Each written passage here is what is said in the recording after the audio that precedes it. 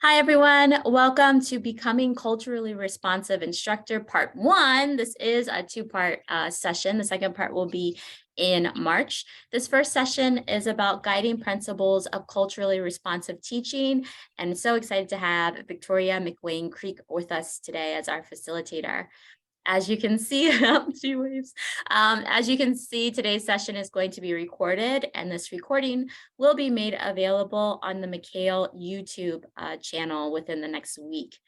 And then in a follow-up email, presentation slides will be made available to you as well.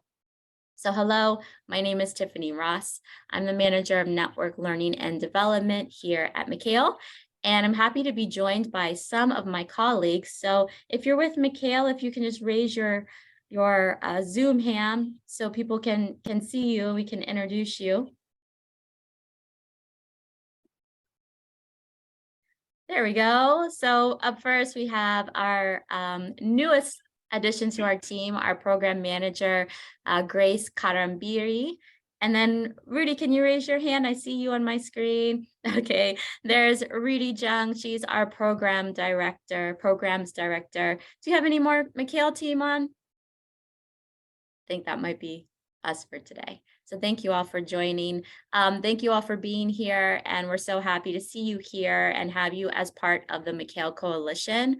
So I wanted to take a moment to talk about that. What does it mean to be a part of the McHale Coalition? If you are a Montgomery County-based adult ESOL program administrator, staff member, instructor, volunteer, learner, you are part of the McHale Coalition. So that means you're a part of a community of about 60 adult ESOL programs, 1,000 plus instructors and program administrators, and we're all dedicated to the same thing, bringing high quality English language learning instruction to the roughly 11,000 learners that we are currently serving in Montgomery County. So in the spirit of shared mission and dedication, we're really excited that you've chosen to join today's workshop on becoming a culturally responsive instructor. And as McHale continues our ongoing work, we continue to dig deep into issues of equity and access in our community and ensuring that our classrooms are inclusive, respectful, and fair for all learners. So today's topic is really on track with what we're looking to create. So I'd like to take a moment to introduce Victoria McWane-Creek and share a little bit about her. Victoria is a 2021 Facing Race Award honoree, a 2020 Minnesota Women's Press Changemaker, and a performance improvement specialist. She is the founder of Organization for Full Participation, which is a performance improvement and organizational effectiveness firm that focuses on equitable results through policy, practice, and situation analysis by providing strategic interventions that close equity, knowledge, performance, and skills gaps. She is also an art of hosting practitioner and respectful conversations facilitator who designs and facilitates workshops and conversations. Welcome, Victoria. We're happy to have you. Oh, wow. It is so great to be with you, Tiffany, and to all of the Coalition of McHale. I am so thrilled to be invited to be part of this group of educators and the educated and those who are administering these programs to make sure that everyone is successful in the classroom. I am going to introduce myself in my traditional way. And then eventually, as we get into this workshop, I'm going to be inviting you to introduce yourselves as well. So my name is Victoria, and I stand on the rocks of freedom and liberty. I sing the river songs as an advocate for justice, and I grow trees of urgency and patience. My small business Organization for Full Participation, we value identity, intersectionality, inclusion, and intentionality, hence the number 4 in our name. And today, as we get together and move through this workshop, we're going to be exploring becoming more culturally responsive in our teaching practices. And it is called Becoming because it is a continual process. Being culturally responsive is context and situationally dependent. So we will never be culturally responsive. And it is always a practice of becoming more. So if that makes sense. I am going to share my screen here for you all who like to see things as we go. I know I'm one of those folks. So hopefully you're able to see at some point this. Perfect. Thanks for the thumbs up. So our goals today and our outline is to, number one, get to know you, understand what culturally responsive teaching is, understand and start to work through the principles of culturally responsive teaching, and then enter into an application and action planning moment or two. Because if we just attend this session and then do nothing else, it is unlikely that we will actually develop a practice that is culturally responsive, at least more culturally responsive than we already are. So hopefully that jives with what you were hoping for today. And it is my hope that as we have this general outline, that if you have questions or concerns or comments, that you will bring them to the front of the room, either through the chat or go ahead and unmute yourself. This is to be a conversation where you will hopefully hear more about your own ways of thinking and approaching instruction than me talking. So I want this to be a conversation that goes back and forth. And to enable us to do that, we are going to start with some brief introductions. And I'm going to invite you to write your own Rock River Tree statement, very similar to what I just did when I introduced myself. So on the screen, you see some prompts. If you've never done a Mad Lib before, that's all this is. If you have done a Mad Lib before, that's all this is. So what you're going to do is take what is in the parentheses and put in your own words that meet those prompts. So I stand on the rocks of, and you will enter in and write down your deeply held values or beliefs that you wish to share with us. You'll do the same with what the river, which is a part of your identity, again, that you wish to share with the rest of us. And then a skill or a practice that a skill or an attitude that you regularly practice is going to be your tree. And my example is on the bottom of the screen there for you. And so what we're going to do is we are going to give you 3 minutes to write your Rock River Tree statement, and we're going to put you into breakout rooms to have a really brief introduction so that you know at least one person, if not 2 or 3 people in this workshop. And then when we come back, I'll invite 1 or 2 of you to, over the mic, share your whole Rock River Tree with us. I really like this work, this particular exercise, because it gives such great insight into who people are and what they value. And that is part of being culturally responsive. So I would typically take enough time to make sure that everybody was able to do this and introduce themselves in the large group. But given we only have really 80 minutes of me, or not even 80 minutes, I don't even know how many minutes we have, but it is not enough time to do that. So you have a couple minutes left, and I'll stop talking.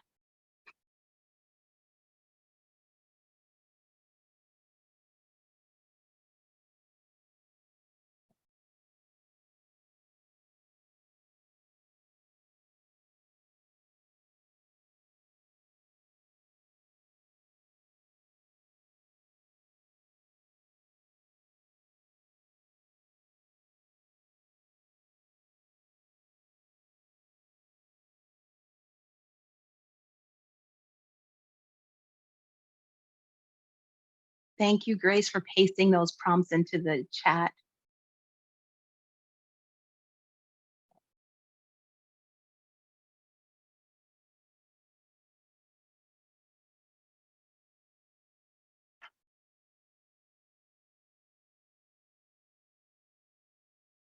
Got 1 more minute. And then we're going to go into breakout rooms where you're going to introduce yourself, read your Rock River Tree statement, and then share what you know or what you want to know about culturally responsive pedagogy.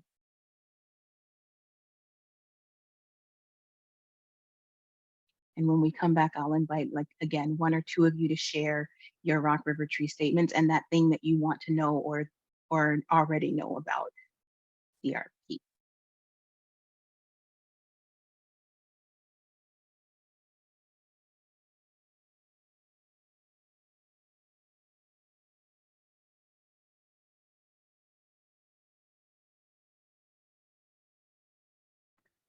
All right. Hopefully you've had enough time. Tiffany or whomever is going to be doing our breakout rooms, I'm ready.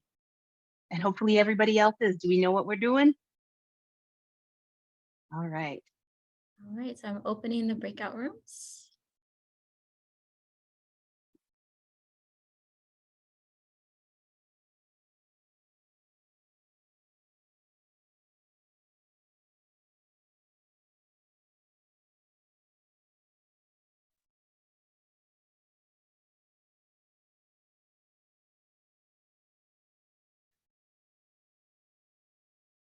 And so you can click join to join your breakout room.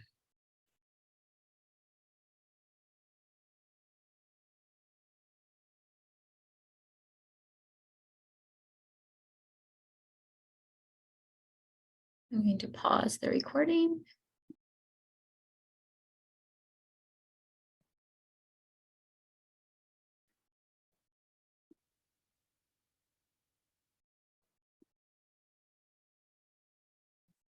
I'm very hopeful that you got to meet somebody and know a little bit about them, maybe that you didn't know before, if there's somebody that you already knew. To me, it's always interesting to get to know people on a different level and not just their title, right?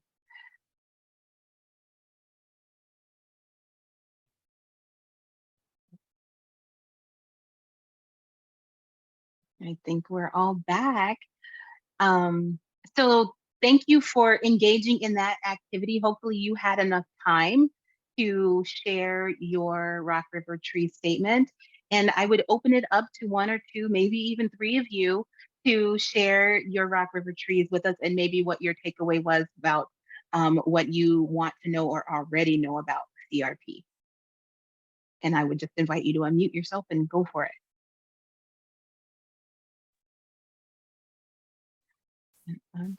Okay, I'll volunteer. I'll get the ball rolling here. Beautiful. Okay.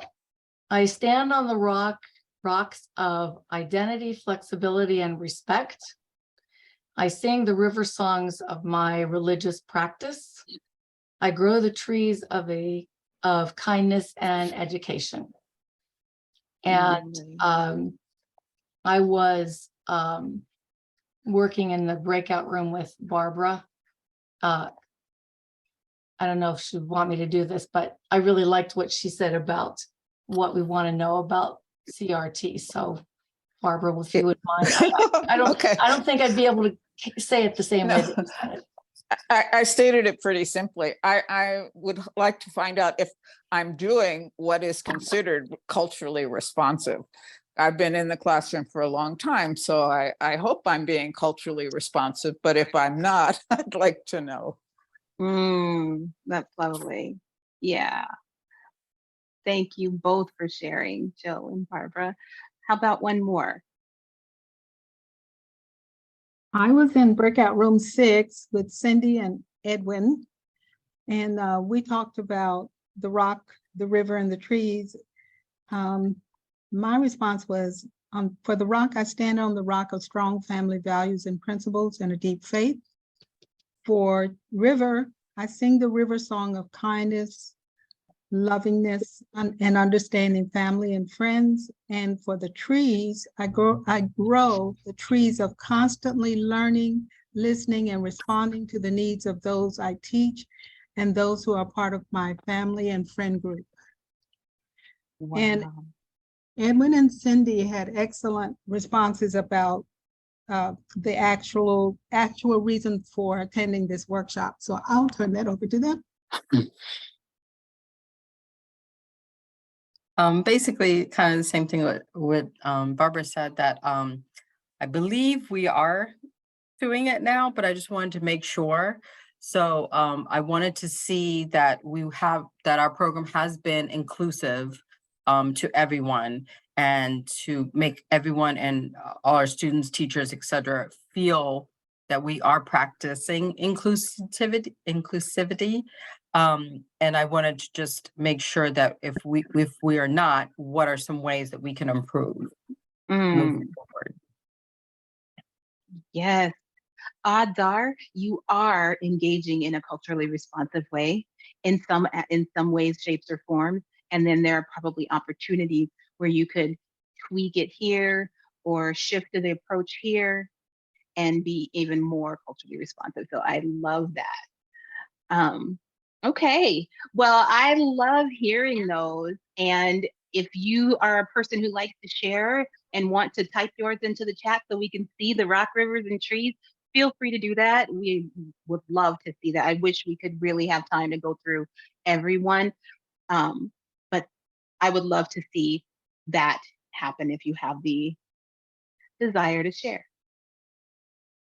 So the question is that we brought to the surface is, how might we know that we're actually doing it? And that's a really good question to be asking. And it comes at a timely time in this session because we're going to talk about what it might feel like, right? I like to embody things. And so how can we understand what it might feel like to take on a new approach when we are engaging in culturally responsive pedagogy and teaching practices? So what I'm going to invite you to do is to grab a pen and a piece of paper. When you have your pen and paper, go ahead and sign your name.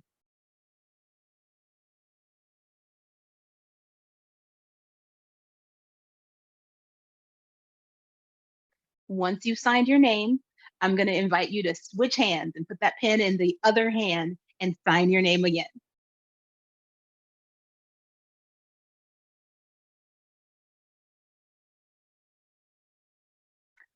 Now my question is for you, and feel free to unmute yourself or chat and put it in the chat. What's the difference in those two different signatures? And what did you have to do in order to accomplish that second task?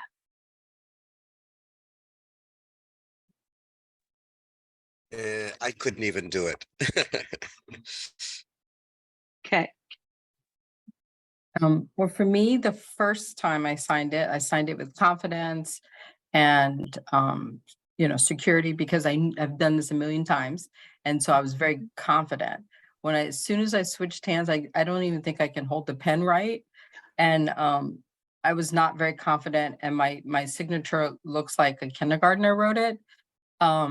So I think doing something new, unpracticed, doesn't work out as well. You need to practice it to have that skill developed. Absolutely.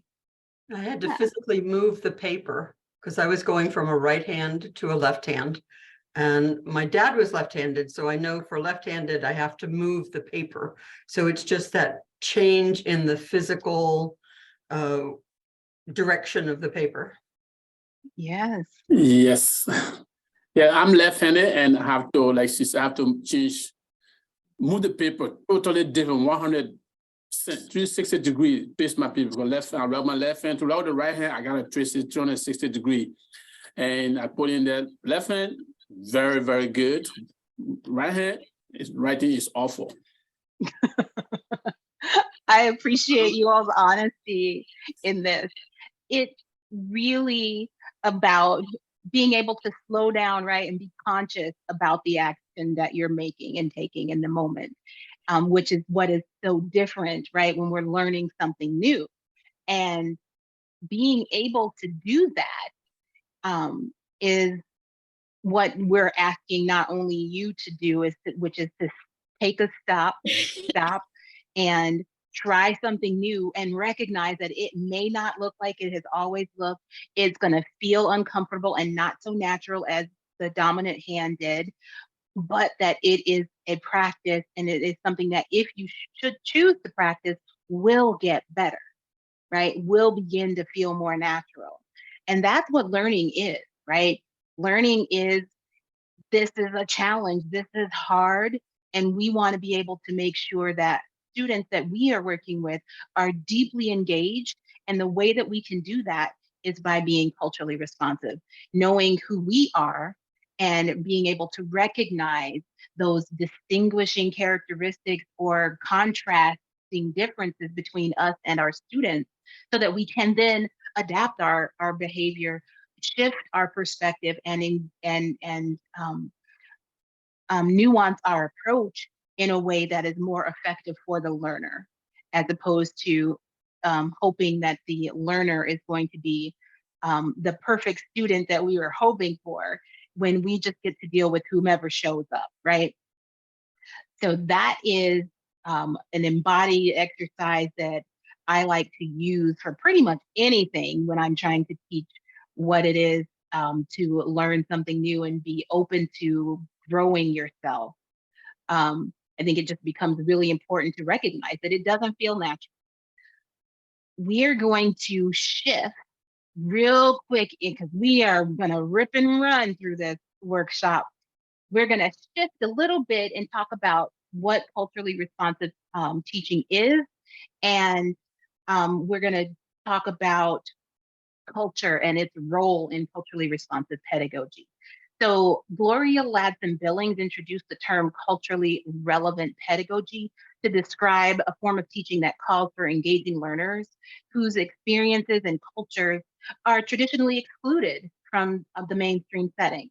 And then Geneva Gay came along, and she built on Ladson-Billings' work and coined the term culturally responsive teaching to define this approach that emphasizes using the cultural knowledge, prior experiences, frames of references, and performance styles of ethnically and culturally and linguistically diverse students to make learning encounters more relevant to and effective for them. So this is all about being able to understand ourselves enough in order to recognize that we might need to do something different in this particular learning teacher-student relationship. Zaretta Hammond came along, and she, in her work on culturally responsive teaching, created this visual of this culture tree as a way for us to understand culture. And when we can understand culture, we can begin to understand what we might need to do differently in order to engage our learners. So we have the surface level culture, which are the trees or the leaves on the tree. And this is made up of stuff that's observable in concrete elements of our culture, such as food, dress, and music, right? Then we have the shallow culture, which is the unspoken rules. And this is the trunk of the tree. This is the level that's made up of everyday social interactions and norms, such as our attitudes towards our elders, how we treat our young, concepts of time, eye contact, all of those things that govern how we choose to show up and engage based on what we've learned from our culture. And then we have that deep culture. This is represented by the roots, where we're talking about our tacit knowledge and unconscious assumptions that govern our perspective and worldview. It also contains our cosmology that guides our ethics, our spirituality, health, and our theories about group harmony even. And the reason that it is important to begin to think about culture in this way and how it shows up in your teaching is because instruction is not culture neutral, right? All of our choices and decisions about our approach and our practice of teaching are culturally influenced. So it is critical to understand your own identities well, so that you can more readily recognize meaningful cultural differences that may require you to use a different approach in your teaching practice. That's why I invited you to introduce yourselves the way I did, so that you can begin to articulate, if you've never done that before, what is meaningful and valuable to you as you are engaging with others, so that you can, yes, see what's in common, but also see what's different and might need to be attended to differently. Is that making sense? Okay. So what we're going to do now is take a little bit of time. I'm going to invite Tiffany to paste in that link to the culture tree for you to grab if that's not already been done. And what I want you to do is to identify your own culture, whether that's based on ethnicity, sexuality, politics, religion, whatever your cultural identities are. Go ahead and pick that one of those identities and identify the surface, if you can, the shallow and the deep culture features that you get to experience with that identity. And then think about how someone else who's outside of your cultural group might view those same surface, shallow, and deep cultures. What judgments or beliefs do those outside of your cultural group hold? And how might implicit bias play a role in how others outside of your group view you? Victoria, So can we're- I ask a quick question? Please do. I'm, when you say identify your own culture, Mhm. don't you really mean subculture? I mean, That'll people work have all too. these different aspects that make up the larger cultural identity, right? Yes, but I'm really asking you to think about whatever you determine your culture is. Okay. Yes. So if it's a subculture that you want to look at, do it. If it's big C culture, do that. But to really think and spend about 5 minutes thinking about that. Because then we're going to put you into those breakout rooms again, and you're going to get to discuss some of this. So I'm going to stop talking. I'm going to invite you to turn off your cameras if it bugs you to be on camera while you're thinking and jotting down notes, and we'll just reconvene here in about 5 minutes.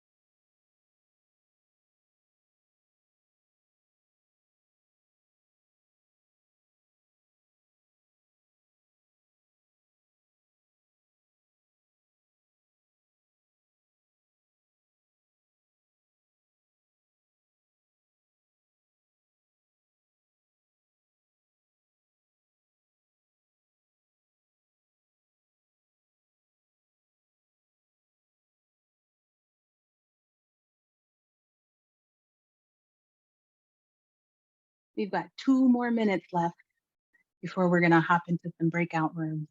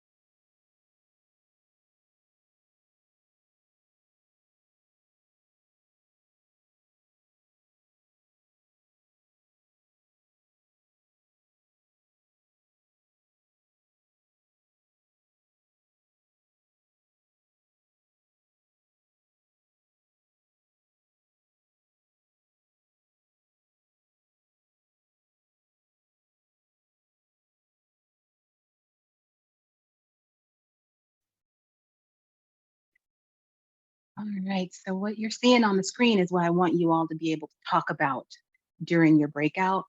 You've had an opportunity to think about your culture, whatever way in you are identifying culture.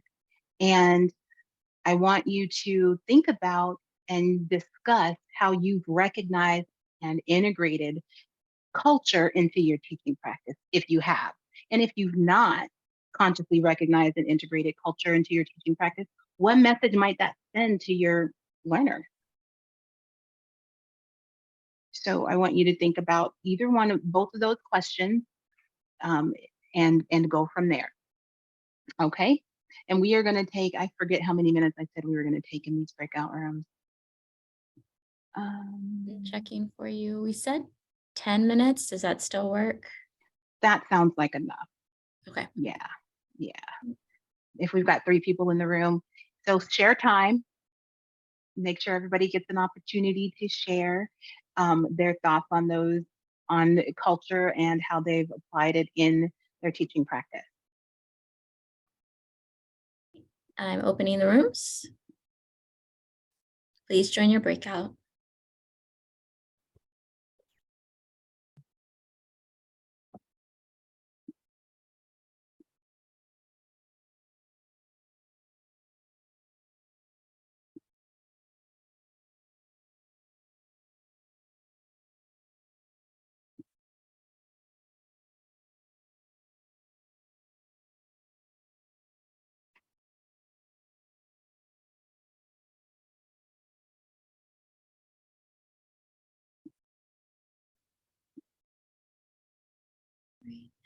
I'm pausing. Everybody. Well, welcome back. Hope you had a good conversation. It seems like you were having good conversation. I would love to hear from the rooms, what's surfacing for you regarding the role of culture in your teaching. What's coming to surface? What's bubbling to the top for you right now?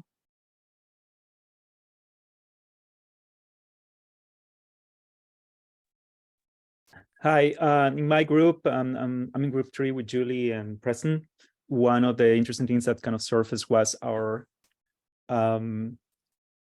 personal conception of time, right? One of like the deep thing. And then Preston is African. He's from Africa. I'm from Ecuador originally, but I've lived here for over 35 years.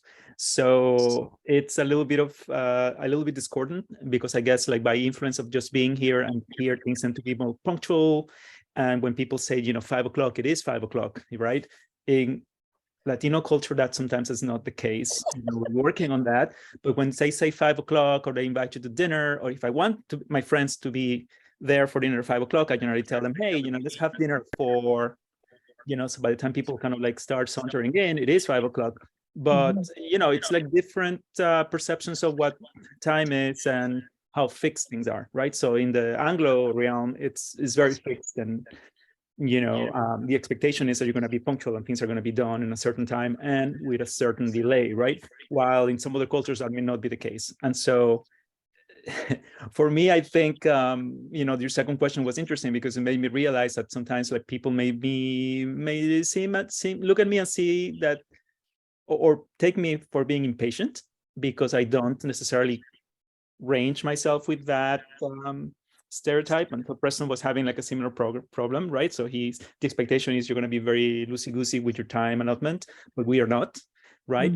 For whatever reason. I think it's just like the life and just being where we are, right? So that was interesting. So I think like for people who don't know me and who look at my last name and look at me and they say, well, he's Hispanic, so they might think, oh, this guy is impatient, or he's just not, he's not as relaxed about time as he should be. I think like that's one of the things that kind of came up. That's powerful. Yeah, you being able to identify that difference and then adjust yourself accordingly so that you are more inclusive and equitable or I shouldn't say, more inclusive in how you are approaching the individual, right? And not writing it off as, well, that's disrespectful. It's cultural. Go ahead. Is it Lena? I see you unmuted. Right, I wanted to say something now, of course I forgot. We were in our little group 5 with I can't pronounce her name, but anyway, we had a French, a Jew, and an Iranian person whose controversy goes back thousands and thousands of years. And at least I thought it doesn't really occur in the classroom. And I'm curious as to what other people's cultures are doing, but we kind of agreed that a lot of the perception of people are what's happening politically, and that really isn't fair to the classroom. Anyway, I thought that was interesting. Absolutely. We don't know what's important and valuable until we start asking, until we start having those conversations and inviting people to show up as who they are, bringing their whole selves and not leaving parts of themselves at the door because of cultural difference, that we can invite the entire person in and get to know them and what they might need specifically. All right. Was there anybody else that wished to share before we move on?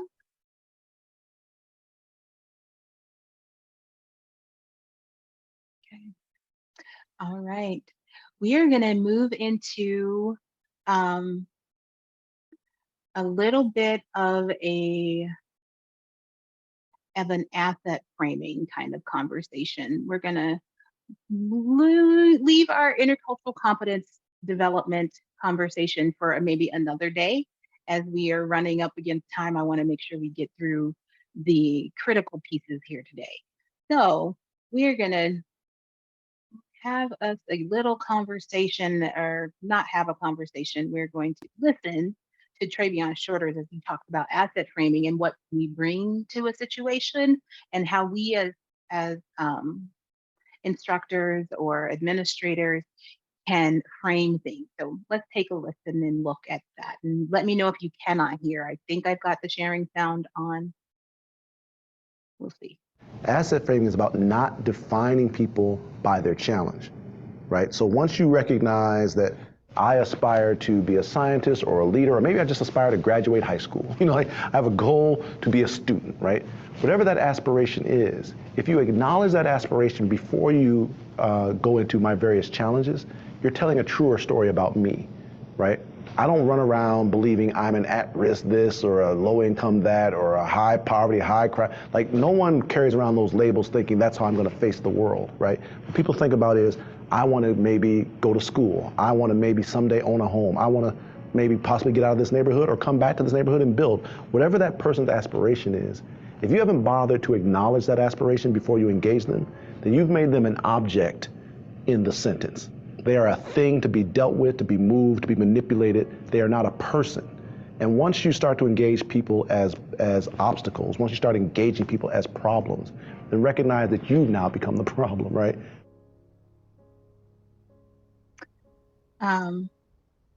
So I shared that video for the simple fact that when we are approaching instruction in with our learners, that it is really important to see them as, you know, someone who is not a problem, just as you are not the problem when it comes to instruction, right? You are the asset, and you are learning, or hopefully will be embracing this alternative approach. It's one approach to instruction, right? We need to have a whole bunch of approaches in our toolkit in order to be culturally responsive. So being able to see people um, as able and as gifted and unique as they might be is a crucial part. So we need to know ourselves,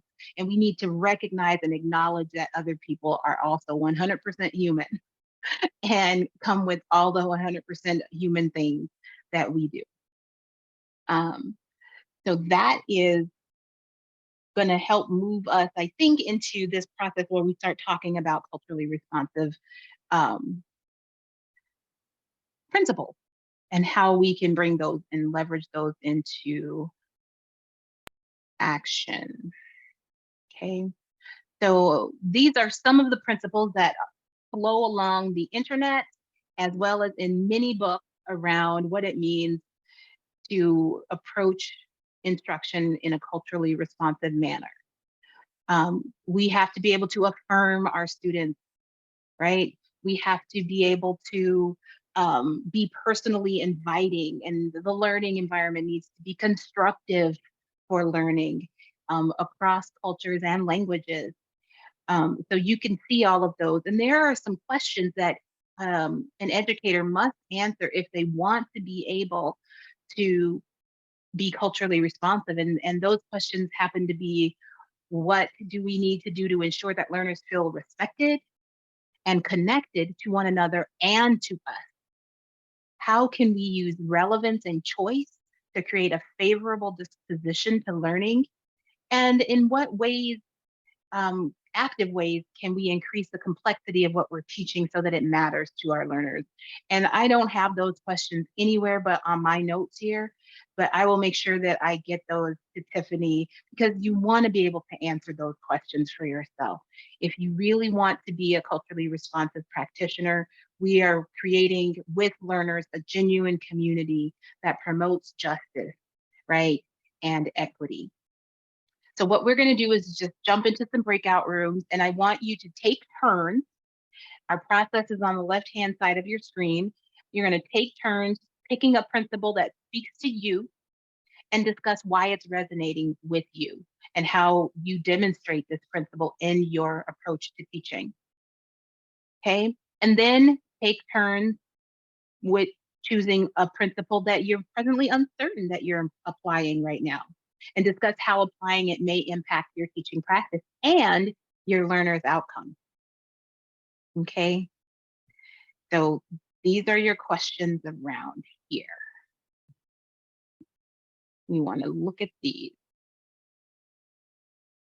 Shall I open the rooms? You can open the rooms, and you're going to be in new rooms, I think, this time, right? So you'll have new people, introduce yourselves, share time again, so that everybody gets a chance to pick. And you're going to have a whopping 10 minutes. So it's not a long time, but hopefully you can begin having the conversation that you need to have in order to build your practice. All right. Are there any questions? All right. Opening the Ready. rooms. Please join your breakout.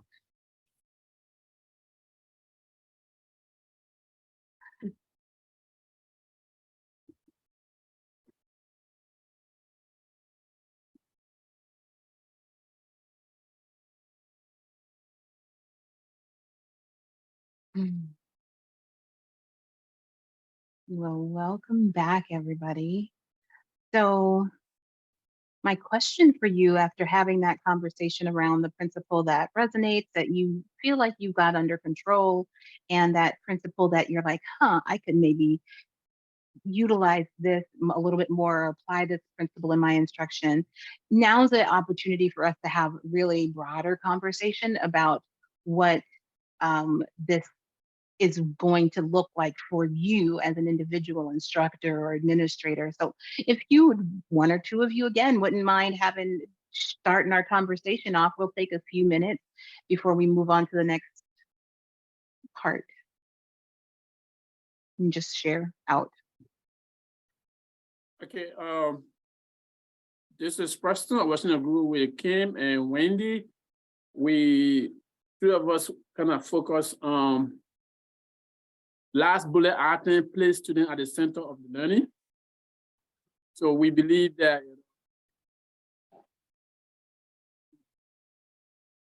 Oh no, we lost your audio. At least I did. Yeah, I can't hear him either. you hear me? Now we can. Now I can. So place students at the center of the learning. This is very important in the classroom at all levels. And so we discussed the fact that this gonna help me, particularly in my teaching experience over the year, to make my teaching more relaxed, my classroom relaxed, by engaging students to be involved. I've always tell my students from college to this level that if a student answered the question that was posed by another student, that person who asked that question will be more relaxed in getting that answer. Yeah, because he or she heard it from their fellow students. And I can only come in the last minute or so to add my 2 cents to what the student has said. And I always make sure 2 or 3 students answer that person's question so that they have their opinion, they can understand, okay, this is coming from my classmate. And even if at some point in time now they don't have me around, they can ask that person to elaborate on that answer. So the student in the class, the learning is very important. And it helps the teacher, for me particularly, help my class to be more relaxed, students be comfortable to talk at all times, because they can share their own opinion or their understanding of the subject matter. Absolutely. You know, creating an environment where people can be relaxed, where their central nervous system, that vagus nerve, is not on alert. We don't learn when we're scared or even I'm not thinking uncomfortable, because that is when we learn, is when we're experiencing a little discomfort, but we don't learn when we're fearful. And so creating the conditions that will enable people to be calm and relaxed and at peace in the environment, that is huge.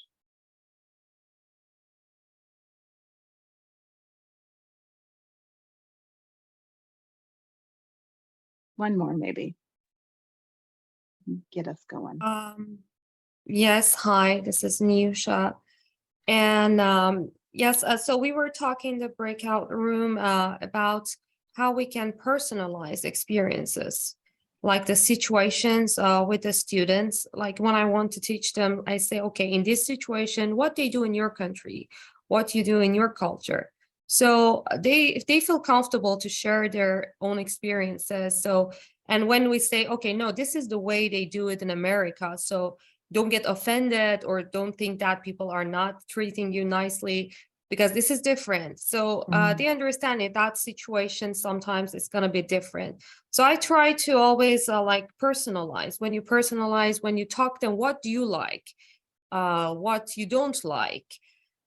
So they feel like a part of the class, part of a group, and they become more friendly. And after all, we see that, you know, like with all the cultures are different, countries are different, but at the end, we find a lot of similarities. That makes all the students become closer to each other and closer even to the American culture, because America just made it for them possible to all cultures gather around themselves and share their experiences. So I think that personalizing the situations gonna make a better environment in the class. Absolutely. Making it personally relevant to the learner is key. Why? It's answering that question. Why does it matter? Right? When we can personalize it that way, then we know no matter what our culture is, oh, this is important because whatever that issue is. I love that. Awesome. Anybody else wish to share out?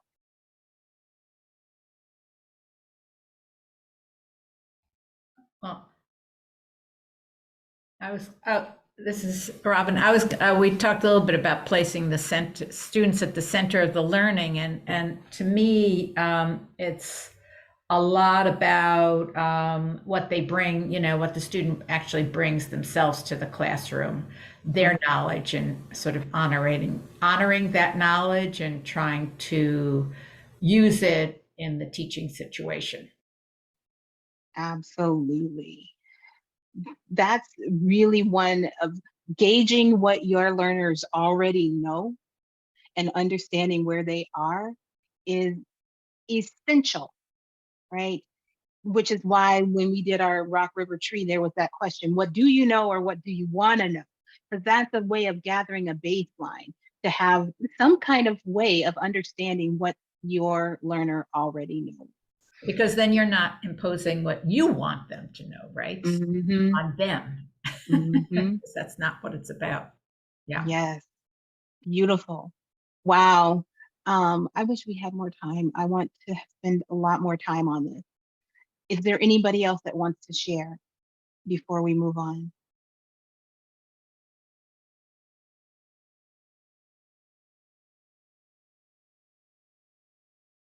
Something quick? Go ahead. Yeah, well, to that effect, I have always used this in my classes. I go to a class with 10, 15, 25 students. So I'm standing in front of you as the instructor or the teacher. Compare 25 brain to one brain. I'm with one head, you all have 25. You have 25 people sitting down. You got 25 heads compared to one head. Mm. There are more knowledge in that 25 heads than this one head that's standing in front of you. Once my students take that to account, now they think that, oh, I can also contribute to this class. That's my challenge to them. Make them come, you got to contribute to this class because one person does not know it all. Yes, I'm a business as a teacher, but you have something that you already know that relevant to this class. Absolutely. Like you are the expert, right? Together we can figure this all out. I'm not the expert on everything. I love that. Thank you.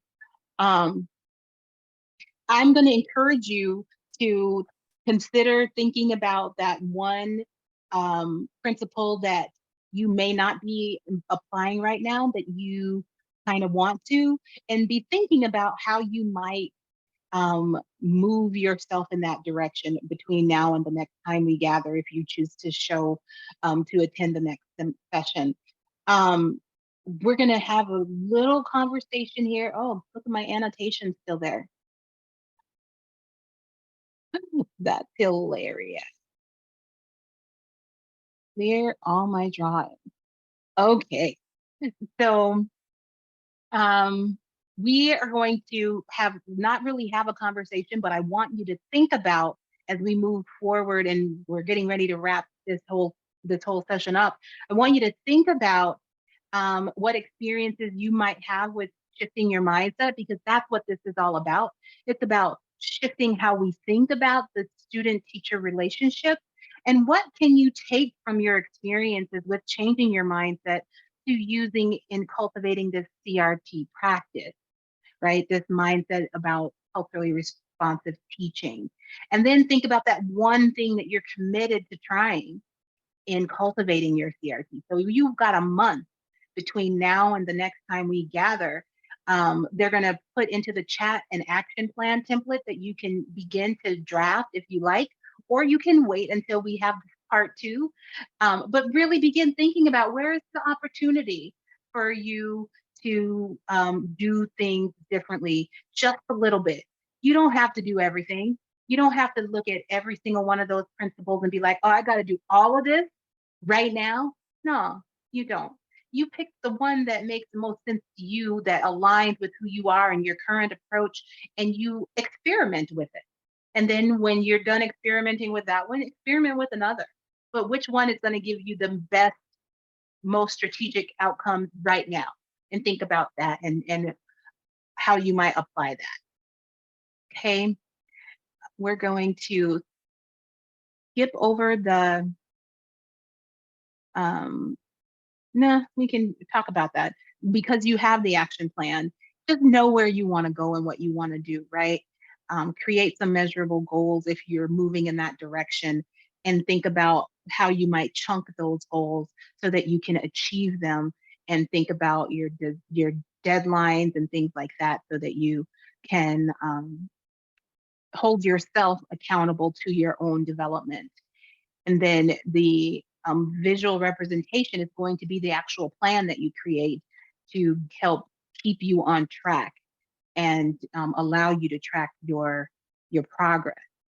So with that, that is what I had to share with you today, minus a conversation around intercultural competence, which you'll see in the slides, and that you can have that conversation with your friend, maybe that you made today, or with another colleague, but really continuing this conversation and continuing to process this different maybe way of engaging with your learners is something that you'll want to do between now and the next time we gather.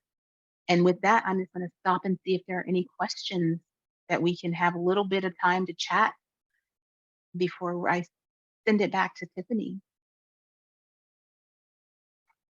Thoughts, comments?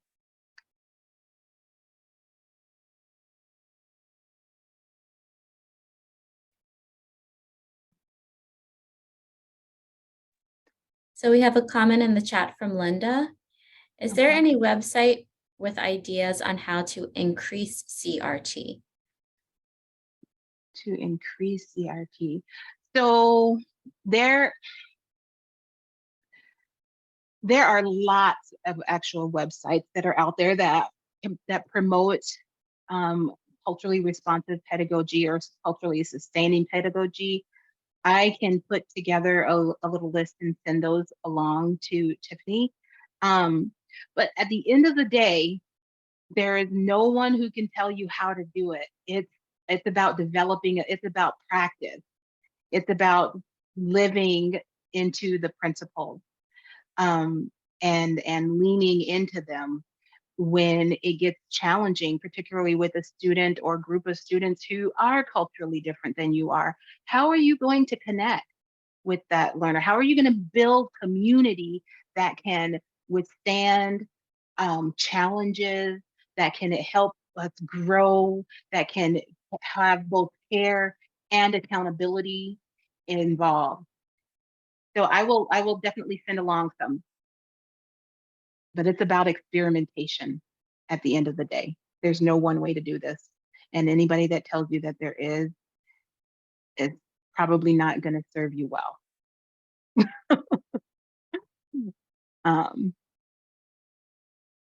I like to check out, but if there are other questions in the chat, I'm happy to, or if you have one other question that you want to ask, I still have a moment or two before I have to turn it over. I love a good breakout or a checkout question. So I'm going to invite you to do a body parts debrief. And in the chat, if you would just pick one of these questions that you would like to respond to. What are you seeing differently? What is something that someone else has said that you're going to take with you, et cetera? It's the body parts debrief because of course we've got the body parts there. And if you feel like you want to say it verbally, feel free to do that. And then we'll get this right back over to Tiffany. I would be interested to see and hear what you have to say. Well, I really loved both of the things that Preston said about creating a relaxed environment. And I love the thing about one brain versus 25 brains. Definitely going to keep those ideas in mind. And thank you, Preston. Yeah. Thank you.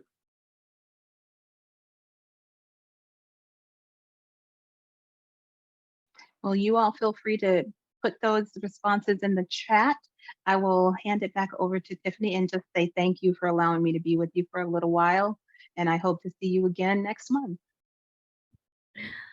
Thank you so much, Victoria. Can everyone join me in a round of applause for Victoria in today's presentation? It was really thought-provoking, and not just thought-provoking, but there are actions that we can actually apply to our work today. So I appreciate the invitation to take one or two, because it can be overwhelming to try to apply all of them.